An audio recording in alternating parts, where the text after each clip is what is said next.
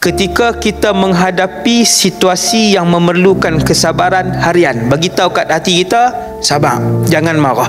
Maka daripada situ Allah Ta'ala akan bagi sifat sabar itu, pohon ni sabar itu tumbuh dalam hati kita. Maka ada benih sabar itu.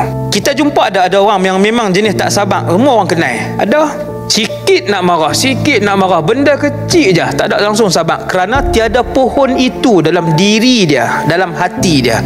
Tak pernah disemai pohon sabar itu dan tak pernah ada. Maka cara dia ialah bila menghadapi situasi yang memerlukan kesabaran, bagi tahu kat diri kita sabar. Bila kita bagi tahu sabar kan, kita akan tahan hati kita untuk tak marah, untuk tak keluar perkataan yang tak elok. Waktu tu Allah akan gantikan pohon tu.